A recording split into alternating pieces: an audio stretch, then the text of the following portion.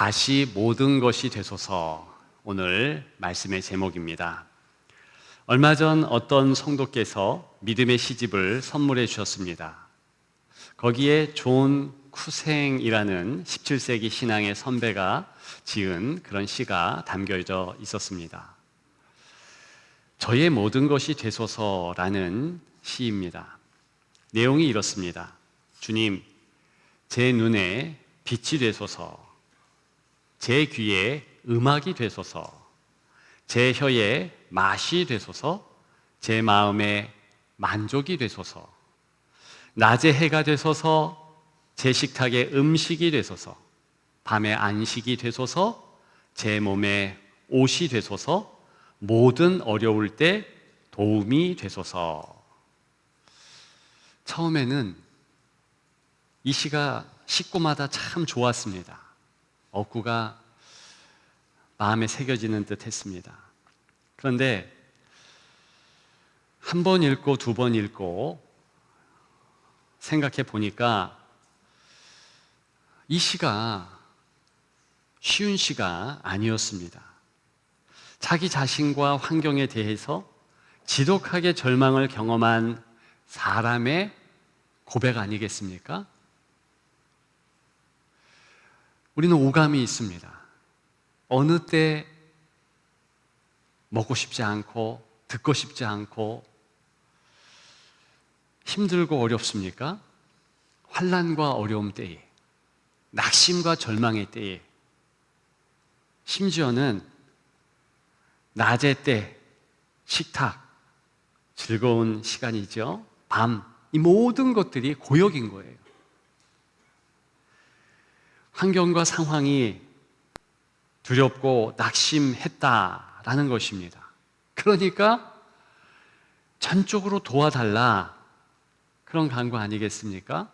한마디로 이 시는 정말로 낙심한 자, 완전히 깨어진 자의 기도일 수밖에 없습니다. 오늘 말씀을 준비하면서 그 시가 떠올랐습니다. 그 깨진 자는, 어려운 자는 오늘 본문의 저자 사도 요한의 모습이기도 했기 때문입니다. 계시록 서두지요, 1장을 열어보면 17절, 18절에 이 사도 요한의 모습이 나옵니다. 근데 죽은 것처럼 엎드러졌다 그랬습니다. 물론 놀랍고 압도적인 예수님의 영광의 모습을 보았기 때문이기도 했습니다. 그러나 그것만으로는 그렇게 엎드러지고 죽을 것 같은 그런 모습을 취한다? 너무 이상한 겁니다. 왜냐하면 아무리 영광스러운 주님의 모습이라 할지라도 이 사도 요한은 예수님의 직계 제자였습니다. 사랑을 꽤나 받았던 그런 인물이었습니다. 얼마나 주님을 사모했겠습니까? 드디어 주님을 만났는데 이렇게 기쁨보다는 절망과 아픔, 그래서 죽은 자 같이 되었다? 놀라운 모습인데 실제로 그랬다는 것입니다. 난관에 봉착한 사도 요한의 마음과 환경을 총체적으로 말하고 있는 광경이지요. 맞습니다. 시대적으로는 그 유명한 도미티안의 박해가 거셌습니다. 그래서 목회하는 목회지에서 끌려 나와서 유배지 반모섬으로 옮겨진 터였습니다. 게다가 이미 사역에 지쳤고요, 삶에 지치기도 했습니다. 몸에 여러 가지 노인이 되어 현상들이 일어나고 어려움이 있다는 것이었습니다. 우리도 삶에 지칠 때가 있지요. 사역에 어려움이 있을 때가 없지 않습니다. 아무리 하나님의 은혜가 커도 우리에게는 도저히 이길 수 없는 낙심과 절망과 좌절의 때가 없지 않다는 겁니다. 대사도 요한도 이런 모습을 보인다. 우리 또한 당연히 어려움의 때에 소생할 그런 방편을 오늘 본문을 통하여서도 구해야 할 것입니다. 여하간에 낙심하고 절망한 것이 분명한 이 요한에게 주님은 찾아오셨습니다. 말씀하셨지요. 두려워하지 말라. 나는 처음이요 마지막이니. 처음이요 마지막이다. 물론 그 인생 하나님이 시작하셨고 하나님이 책임져 주신다, 이런 의미도 있지만 낙심하고 절망하고 어려움에 처했다는 그 차원에서는 또 다른 해석도 가능합니다. 봐라, 내가 널 새롭게 하리라. 너를 바꾸어 주리라. 고쳐 주리라. 이렇게 말씀하고 계신다는 것입니다. 바로 그때 사도 요한은 어떤 응대를 주님 앞에 했겠습니까? 주님, 내 모든 것이 되어 주시옵소서. 다시 새 힘을 주옵소서. 다시 이길 수 있도록 힘 주시옵소서. 성경에 있지 않지만 분명 그 마음을 가졌고 그렇게 주님 앞에 온 마음으로 부르짖었을 것입니다. 그래서 주님이 교회를 향한 말씀, 사도 요한 자신을 위한 말씀, 그 말씀들을 쭉 하셨지요. 저는 오늘 말씀을 통하여서 그 사도 요한의 정황과 우리의 정황 생각해 보고자 합니다. 그리고 바로 그럴 때에 주께서 주시는 놀라운 새로운 능력 살펴보고자 합니다. 몇 가지 메시지가 있습니다. 오늘 본문 말씀을 통하여서 첫째는 예수님이 먼저 모든 것을 주셨다라는 사실. 두 번째, 사랑의 사도 요한이라 할지라도 가장 먼저 사랑을 점검해야 한다는 사실. 그리고 마지막 세 번째, 사랑의 처음 행위를 되찾는 것. 그것이 중요하다라는 사실입니다. 하나하나 살펴보겠습니다. 첫째, 예수님이 먼저 모든 것을 주셨다는 것입니다. 우리가 읽은 1절에 보면 에베소 교회의 사자에게 편지하라 그랬습니다. 지금 누가 누구에게 명령하고 있는 것입니까? 예수님께서 사도 요한에게 명령하고 있는 것입니다. 그런데 에베소 교회의 사자에게, 에베소 교회의 사자가 수신자라는 것을 가르쳐 주십니다. 근데 굉장히 이 부분이 이상합니다. 의아합니다. 왜 그러냐 하면 당시 에베소 교회의 사자, 그것은 계시록 1장 20절에 의하면 리더를 의미합니다. 목회자를 의미하고요. 그럼 누가 에베소 교회를 담당하고 있었는가? 교부들에 의하면, 초대교회 역사에 의하면 바로 사도 바울이었습니다. 에베소 교회에서 목회하다가 유배지로 온 겁니다. 그러면 주님이 사도 요한에게 먼저 1차 독자로서, 1차 수신자로서 염두에 두고서 사도 요한을 통하여서 전해지기를 원하셨다? 무척 이상한 상황 아닙니까? 이상할 거 없습니다. 그만큼 사도 요한에게 말씀하고픈 내용이 오늘 본문이라는 것입니다. 에베소 교회는 정말 대단한 교회였습니다. 사도 바울이 개척했고요. 브리스길라, 아굴라, 아볼로, 디모데 같은 유력하고 유명한 이들이 목회했습니다. 말씀드렸듯이 긴 기간 사도 요한 자신이 사도로는 최초로 예루살렘을 떠나서 이 에베소 지역에서 목회를 했습니다. 나중 요한복음도 쓰고 그리고 요한계시록도 이곳에서 썼다. 그렇게 말해지고 있습니다. 여하간에 이런 중요하고 마음을 다했던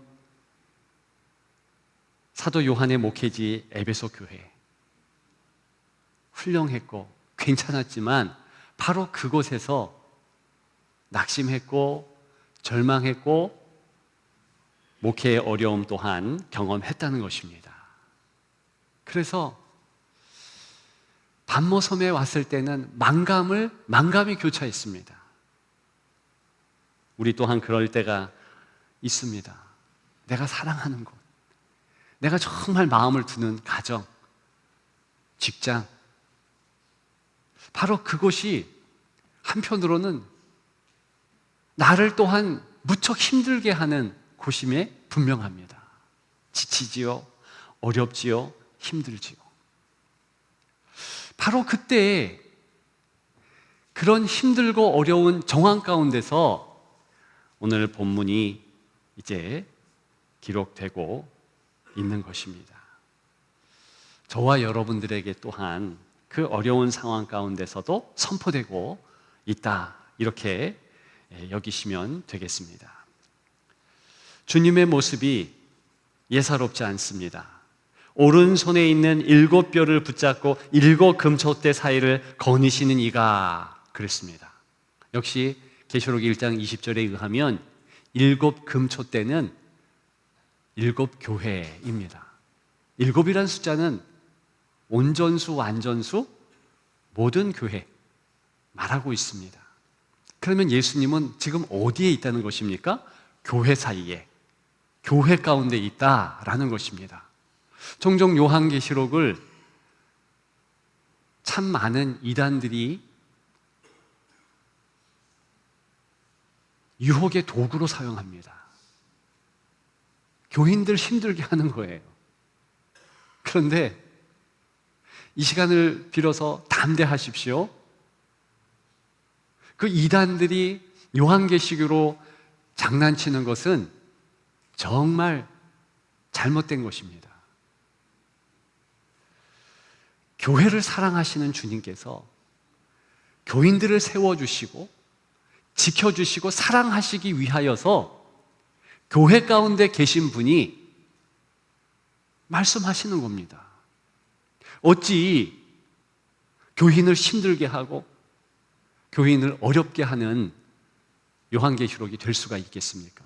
이것 자체가 이상한 상황이죠. 그래서 절대로 요한계시록 가지고서 동격하고 어렵게 하는 그런 사람들의 무리를 멀리해야 할 것입니다. 여하간에 그런 7 촛대 사이를 거니시는 주님이 무엇을 붙잡고 있다 했습니까? 7 뼈를 붙잡고 그랬습니다. 이 7 뼈는요, 교회의 리더들을 또한 의미합니다. 오늘 본문에 의거하면 1차적으로는 사도 요한이에요.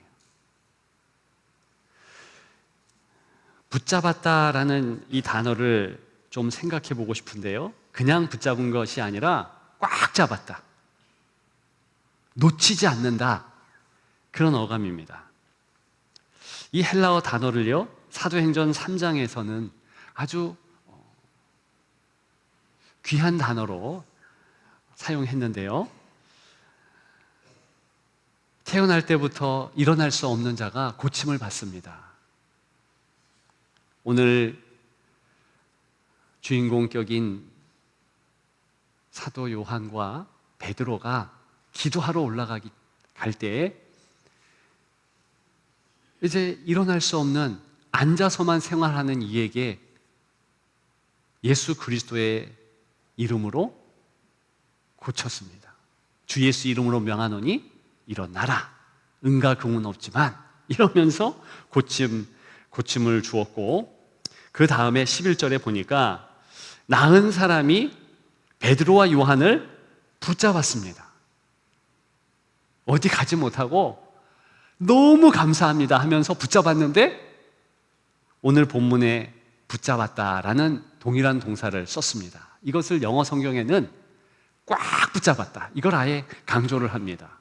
홀딩, 타이틀리. 정확한 어감입니다. 아주 붙잡아서 옴짝달싹 못하도록, 얼마나 감사한지, 날 고쳐주셔서 너무 고맙습니다 하면서 붙잡아서 어디 못 가게, 그리고 몇 번 절을 하고 몇 번 흔들고 뭐 그랬다는 뜻입니다.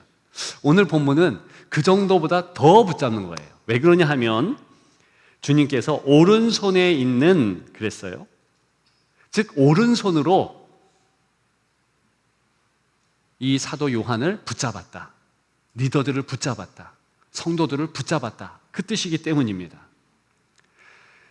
주님의 오른손은 의의 오른손, 능력의 오른손입니다. 힘이 있는 것이죠. 절대로 놓지 않는다. 근데 주님이 먼저 붙잡은 거예요.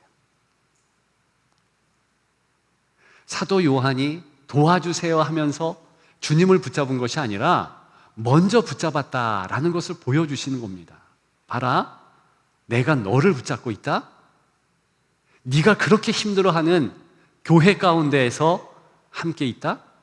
우리로 치자면 내가 그렇게 힘들어하는 어떤 특정 지역에 주님이 붙잡아 주시고 함께 하더라, 그거를 보여주셨다는 겁니다. 뭘 나타내고 있습니까? 이 붙잡는 모습, 이 모습 그대로 먼저 주님께서 다가오셨고 모든 것을 먼저 허락하셨다라는 것을 의미합니다. 그렇죠. 주 예수 그리스도께서 이미 약속하셨습니다. 세상 끝날까지 내가 너와 함께한다. 내 십자가의 피보혈을 너를 위하여 흘렸다. 다 주셨잖아요. 다 허락하셨잖아요. 동행하고 계시잖아요. 근데 문제는 그럼에도 불구하고 육신을 가진 우리는 오늘 사도 요한과 동일한 모습으로 낙심하고 좌절하고 당연히 절망한다는 것입니다. 이것이 바로 이 땅을 살아가는 성도의 보편적인 모습입니다. 우리 기억하십시다. 하나님은 우리를 붙잡습니다. 그리스도께서는 절대로 떠나가지 않습니다. 바로 이렇게 절망의 때, 힘들고 어려울 때 어떻게 해야 됩니까? 주님이 원하시는 한마디 말을 해야죠. 다시 모든 것이 되소서. 당연히 이 말은 사도 요한의 마음에서, 입술에서, 저와 여러분들의 마음에서, 입술에서 그렇게 솟구쳐 나와야 할 말입니다. 주님이 가장 원하는 말이니까요. 힘들고 낙심하고 조금이라도 좌절한 이가 있다면 다시 힘을 내십시다. 이런 주님의 은혜가 우리에게 있기 때문입니다. 기억하는 여러분들 되시기를 주님의 이름으로 축복합니다. 둘째는 사랑의 사도 요한이라 할지라도 가장 먼저 사랑을 점검해야 한다는 사실입니다. 이게 왜 메시지가 되냐면 사도 요한만큼 하나님의 사랑에 대해서 강력하게 목소리 높여 말한 인물이 없습니다. 하나님은 사랑이시라. 사도 요한이 얘기한 거예요. 사랑을 많이 받은 이가 자기를 향하여서 사도 요한이 말한 내용입니다. 예수님의 사랑을 신약에서 가장 먼저 많이 경험하려면 요한복음, 요한 1, 2, 3서, 요한계시록을 봐라. 즉 요한의 저작들을 봐라. 이렇게 말할 정도로 사랑에 대하여서 많이 얘기한 인물입니다. 그런데 우리 4절 보십시다. 다 같이 읽습니다. 그러나 너를 책망할 것이 있나니 너희의 처음 사랑을 버렸느니라. 아멘. 여기 보니까 처음 사랑을 버렸대요. 사랑의 사도가 처음 사랑을 버렸다? 너무 이상한 내용 아닙니까? 이상하지 않습니다. 아무리 사랑의 말을 많이 했고 아무리 사랑의 행동을 많이 한 사랑의 사도라 할지라도 사랑의 고갈의 때가 있고 사랑에 문제가 있을 때가 없지 않다는 것입니다. 이것이 인생이에요. 이것이 정말 주의 사람들이, 성도들이 마음에 새겨야 할 그런 내용이라는 것입니다.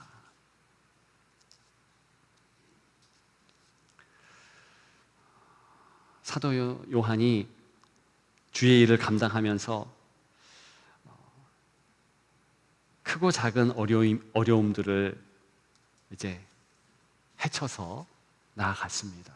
많은 일들도 있었을 것입니다.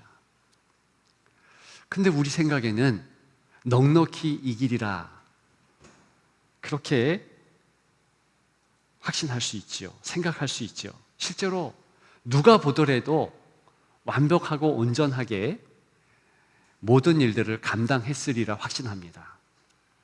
그런데 우리 주님은 사람의 중심을 알잖아요.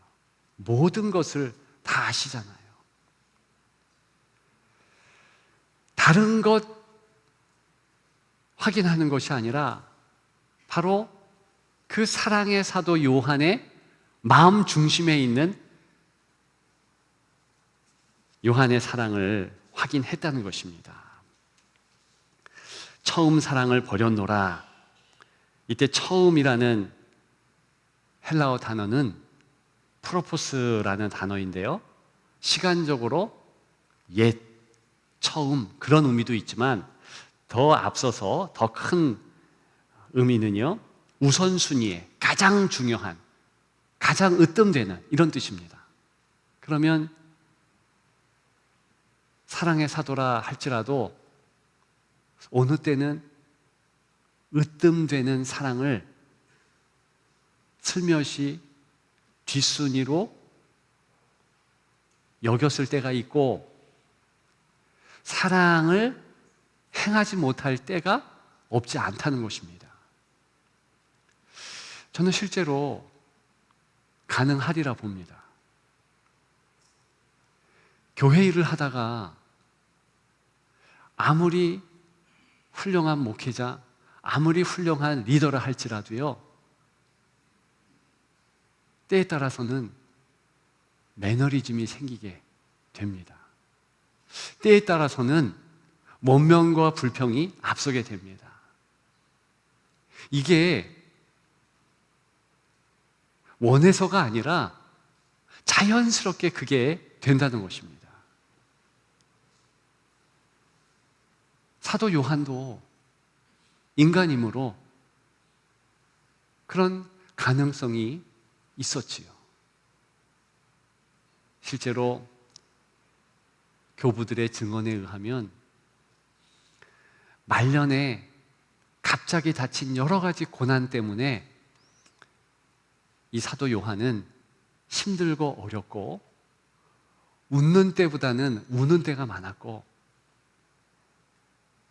찡그리는 모습 또한 많이 목격되었다라는 것이지요.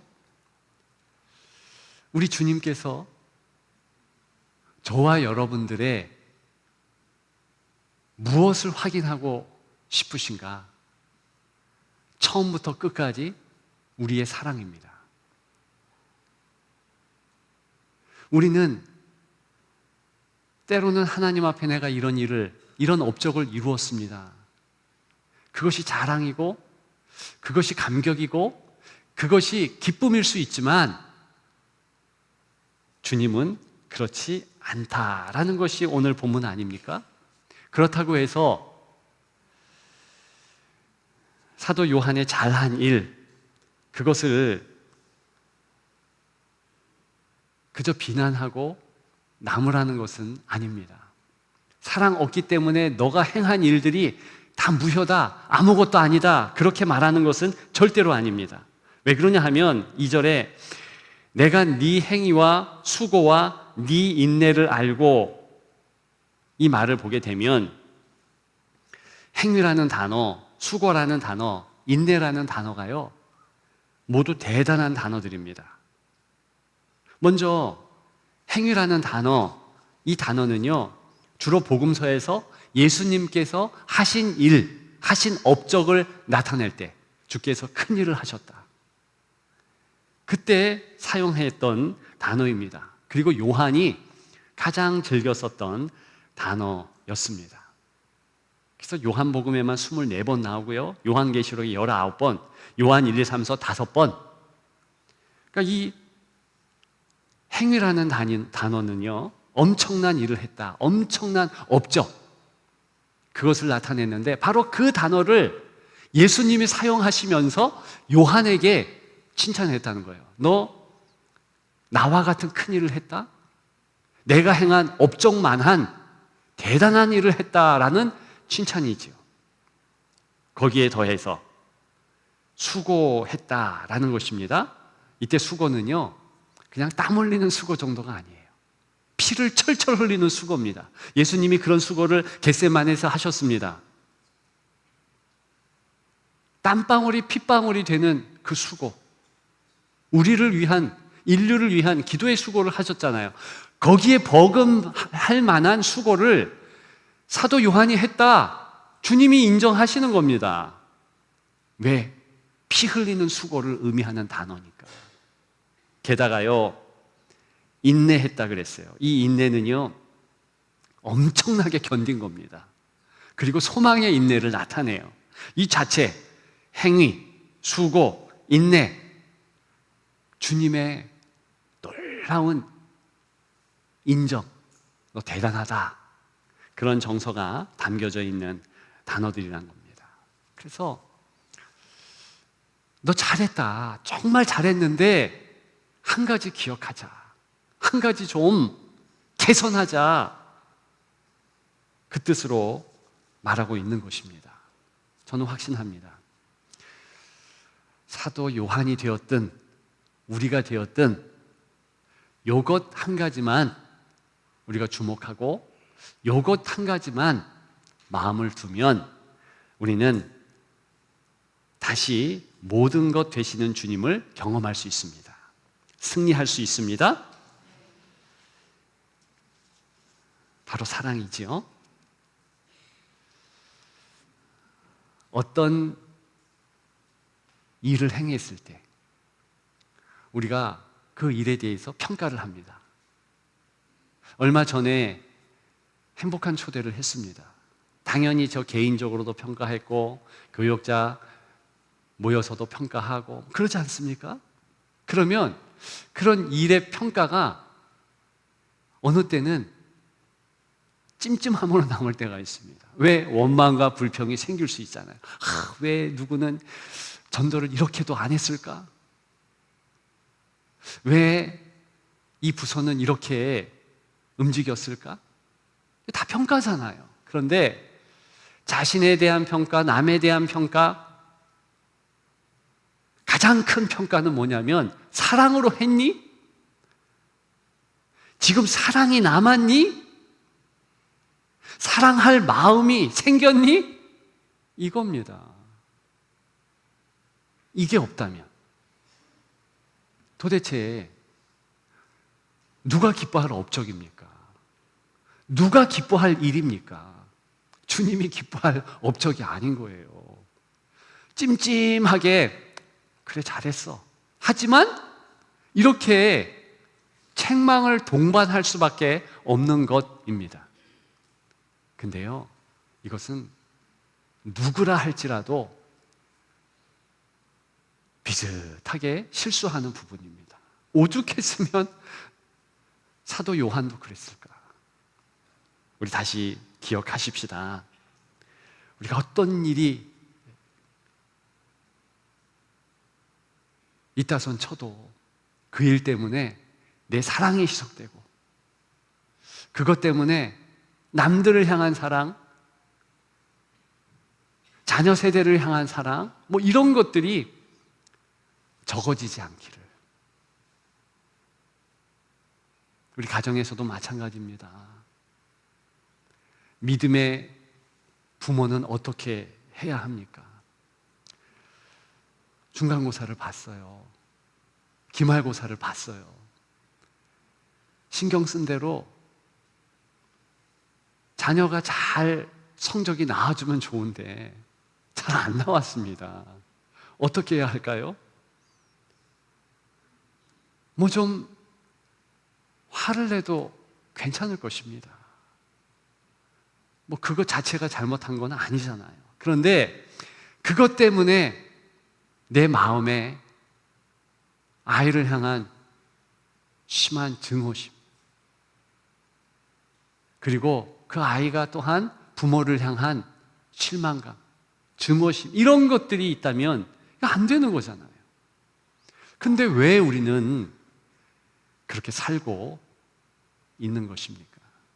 이거 자체가 첫사랑을 잃은 모습이라는 겁니다. 으뜸사랑, 우선순위 사랑, 그건 먼저 확보하고 다른 평가를 행해야 한다는 것입니다. 기억하는 여러분들 되시기를 주님의 이름으로 축복합니다. 마지막 세 번째, 처음 행위 중요하다는 것이죠. 자, 사랑을 집중하면 우리가 하나님 앞에서 실수하지 않습니다. 그러면 우리의 사랑을 어떻게 다시 한번 온전하게 만들 수 있을까? 이 부분입니다. 우리 5절 다 같이 읽겠습니다. 그러므로 어디서 떨어졌는지를 생각하고 회개하여 처음 행위를 가지라. 아멘. 그리하지 아니하고 회개하지 아니하면 내가 내게 가서 내 촛대를 그 자리에서 옮기리라. 아멘. 생각하고 회개하여 처음 행위를 가지라. 자, 처음 행위를 가지라. 우리가 사랑으로 행동했던 그 행동 아닙니까? 그 행동하기 전에 또 다른 행동을 먼저 해야 한다. 그것이 생각하고 회개하여, 즉 생각하라, 회개하라, 이 명령 아닙니까? 이 생각하라, 회개하라, 현재 명령형이라고 합니다. 생각하는데 계속 생각하고 또 생각하라, 이런 뜻을 갖고 있습니다. 탕자가 아버지 집을 먼저 생각했고 일어나서 그것 때문에 돌이켜서 아버지 집을 향할 수 있었습니다. 그게 좀 이해가 될까요? 즉, 나의 형편과 아버지 집에 있었던 그 형편을 교차 비교하는 겁니다.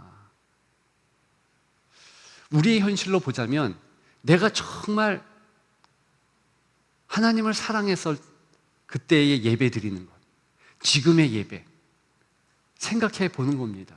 비교하는 겁니다. 근데 한 번 비교하고 한 번 생각하는 것이 아니라 계속 그렇게 하는 거예요.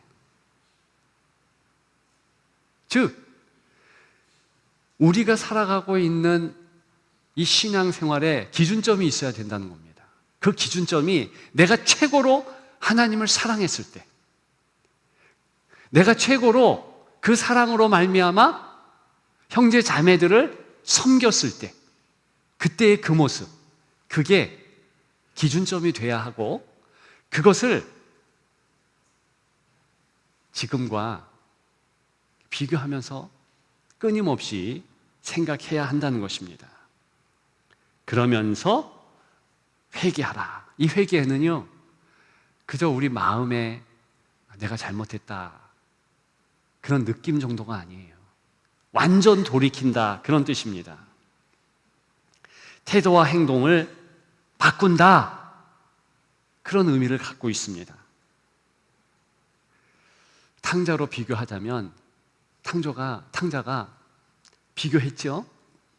그리고 내가 돌이켜야지 그러면 벌떡 일어나서 출발해야 한다는 것입니다. 그렇게 실천이 강조된 행동, 그것이 회개, 오늘 본문의 단어인데요. 그렇게 안 하고 만약에 내가 아버지 앞에 가는데 의복이 변변찮지, 좀 더 돈을 벌어야 되지 않을까? 좀 더 시간을 가져야 되지 않을까? 나는 신발도 없는데 내 몸이 더러운데, 그거 생각하지 말라는 거예요. 돌이켜야 될 행동, 턴백, 완전 돌이켜서 행하라, 그런 촉구를 말하고 있는 것입니다. 그러면서 행해야 하는 것, 처음 행위. 저도 그렇게 예전에 은혜 받았고 감격적인 예배 드렸던 때가 생각납니다. 외향적으로는 그렇게 할 수 있어요. 여러분들도 그렇지 않습니까? 내가 감격적인 예배, 은혜로운 그 예배, 그거 기억하고 그렇게 외향으로는 행할 수 있어요. 예배 자리 나오면 되죠? 근데 그 마음이 안 되면, 감정이 문제잖아요. 하나님께 집중도 안 되고 뜨거움도 없고 냉랭하고 어떻게 합니까? 어떻게 할 거예요? 근데 사실은 바로 이러한 명령에서 우리 예수님의 의도를 알 수 있습니다. 너 그거 뒷일 생각하지 마. 너 거기까지 하면 돼. 그 다음은 내가 책임져. 내가 너와 함께 하잖아. 너의 마음이 불릴 듯한 거, 너가 다시 한번 뜨거움을 갖고 네가 다시 한번 감정적으로 다시 살아나는 거, 그건 내가 책임져. 너는 거기까지야. 오늘 제가 엘리베이터를 타고 내려오는데 그 엘리베이터에 복명찬양 포스터가 붙었더라고요. 이게 뭡니까? 우리 이제 8월 달에 수련회를 하잖아요. 그때 행사를 우리 TV 매체에서 복명가왕, 그러니까 이제 가면 쓰고서 그렇게 노래하는 것처럼 가면 쓰고 찬양을 한다. 묻지는 않았지만 그런 컨셉 같습니다. 맞나요? 어쨌든 그런데 저는 그걸 보면서 되게 복음적이다 그렇게 생각했습니다. 왜 그러냐 하면 이 가면 쓰다, 그것을 어려운 라틴 말로 페르조나, 가면, 그렇게 얘기하는데 바로 그것이 인격, 퍼스널, 펄슨, 이 단어의 어원입니다. 그러니까 가면을 썼는데 안에 인격이 바뀐다는 의미예요. 오늘 본문에 똑같은 정서와 상황이 깃들여져 있다는 겁니다. 너 그냥 외양만 바꿔. 예배 참여해. 기도해. 찬양해. 다만 그때 첫사랑, 그 뜨거움, 그때의 모습을 떠올리면서 그렇게만 해. 그러면 어떻게 하신다는 겁니까? 주님이 움직이신다는 거예요. 그러니까 얼마나 정확한 이 행동 구분입니까? 너 할 일 네가 하고 내가 할 일 내가 한다. 주인으로서 나는 너의 마음과 너의 감정, 뒷일 다 책임지니 너 거기까지만 해. 쉽지 않습니까? 괜찮지 않습니까? 우리 그렇게 하십시다. 전 분명 사도 요한이 그렇게 행했으리라 확신합니다.